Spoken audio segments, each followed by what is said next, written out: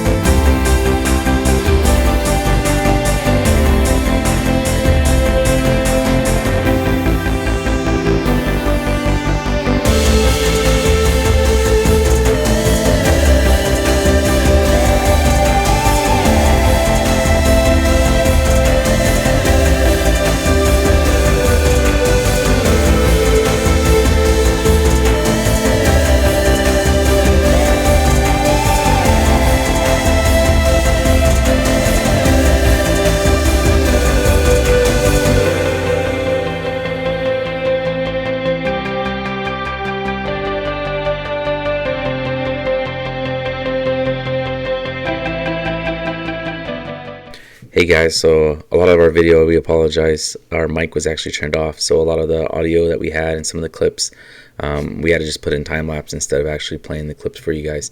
Right here you just see we're just cleaning up, got the winch all set up, Chris is on the camera. It's actually in a very good spot for what we have going on, and I'm really impressed. Chris actually took the time and surprised me and made a little tape measure holder. The tape measures just bolt right on there. It's really convenient, really easy, accessible, and it's in a perfect location for us to be able to use them. So I really appreciate that. You know, he just took the time just to build it, comparable to some of the other stuff we have going on. So stay tuned. We have shop lunch coming up, and we hope you enjoy. Thanks. Did you have the mic turned on last time we were talking? No. So it's going to be real quiet. There ain't gonna be just nothing at all? Yeah. Well, that really sucks because I said a lot of good stuff. All right, you're good. It overrides the cameras, Mike? All right, everybody. So this particular winch, and we're not advertising, we're not sponsored, but this is from Harbor Freight, okay? And it comes with dual controllers. This is basically for an ATV. Don't know what this is. Might be a separate setup altogether, but it's not even covered in the instructions. But this right here is a socket and plug setup with a switch for the winch, and this is an on-bike handlebar setup. So we're just going to use the on-bike handlebar setup. So the power connections on this winch, they've got them marked yellow and blue. I've already attached them to the motor. That's real easy. You guys shouldn't have any problem figuring that part out on your own.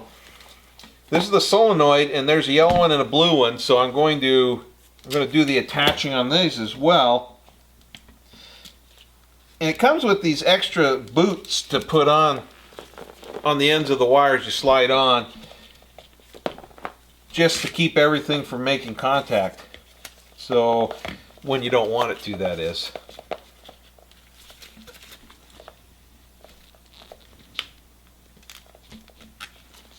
All right.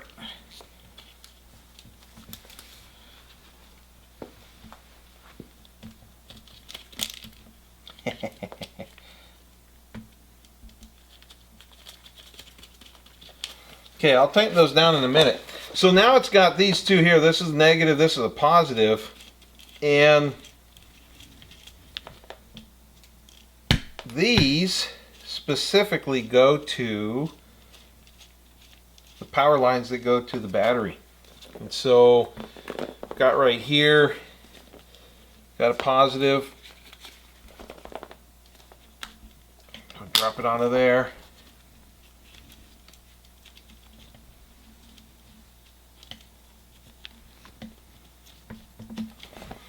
And we got a negative right here. Drop this on. And then the final part's going to be, we've got these leads that come off, and so we're going to hook it up to the switch.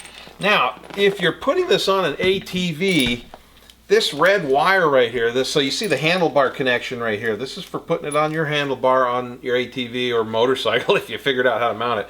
But this red wire right here, this goes towards the ignition, and this will not operate unless there's power going to this. So if you're putting it on an ATV, you have to find a live wire that will have power when you turn the key, if you only want the winch to work when the key's turned on.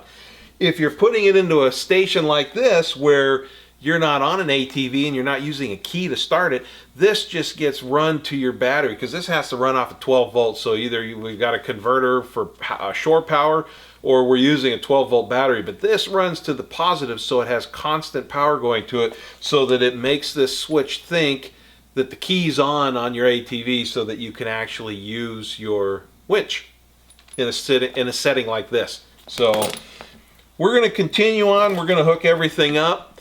We're going to test it, and we'll let you guys know how it works, or if it works. All right, everybody, so we wired it up like we were discussing. Got the yellow and blue from the motor coming to the solenoid onto the marked bolts that were yellow and blue. We've got the power lines going to the battery, the black and the red, and then we've got the handlebar switch right here And we've got the ignition wire running straight to the battery positive so that it has constant power on. So, see if it works.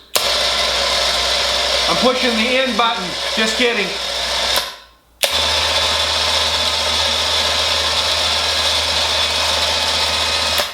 All right, you guys, this is fantastic. Good word. So what we're going to be able to do with this, like we were saying earlier, we're going to be able to pull non-functioning vehicles in.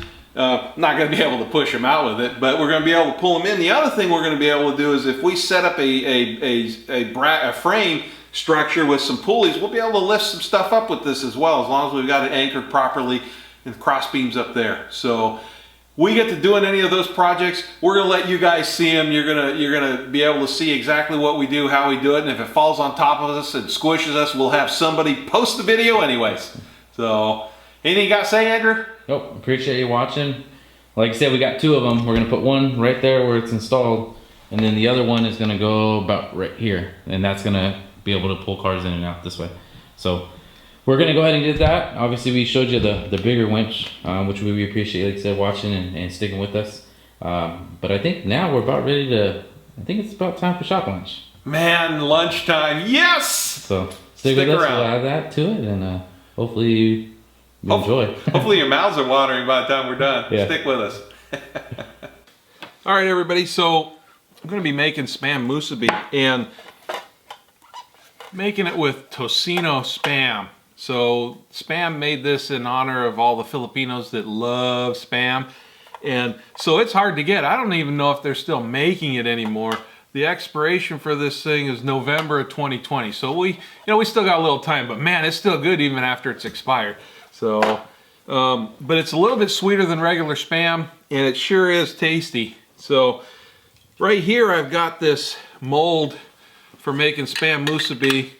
It's a little cheater mold, which is awesome. Came from Hawaii. My dad brought it back several years ago. And so I've been using it quite a bit. And so we're going to get 8 slices out of this block of Spam. And every once in a while I start out too thick and end up having really skinny slices at the end. That's just what's going to happen now. We're going to have 6 slices out of this Spam.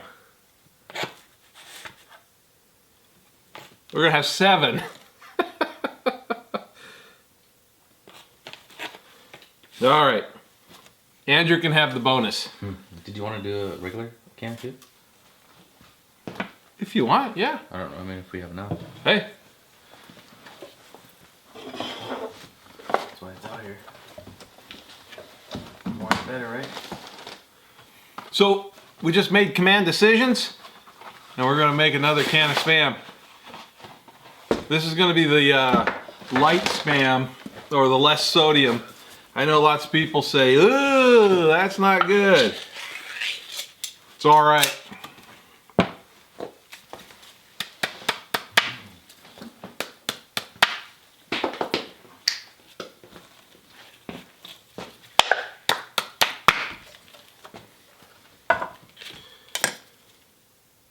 So there's their 8. This one will get 8 because a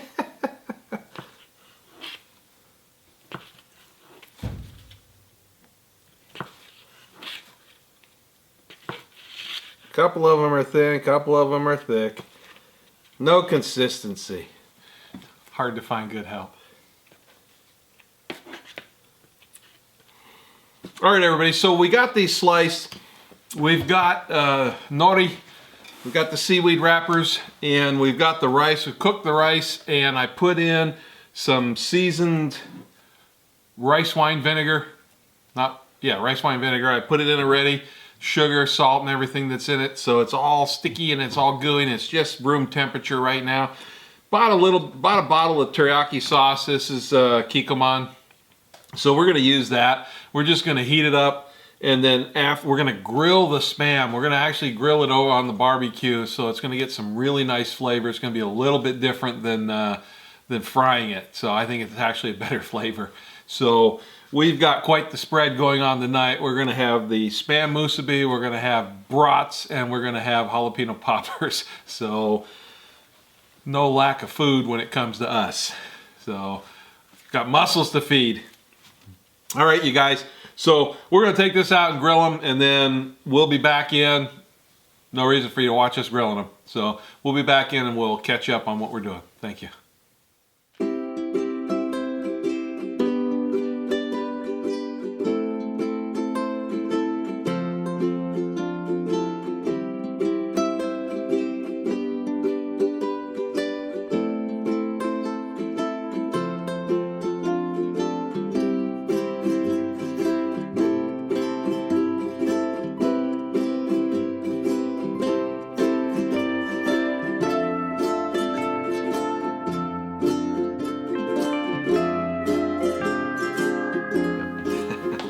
All right, everybody. So we just made the stack here. We got the Tocino, and we got the Spam with the low sodium. And I'll tell you what, the Tocino ones are so valued, so tasty. Here you go, Andrew. Thank you. Cheers.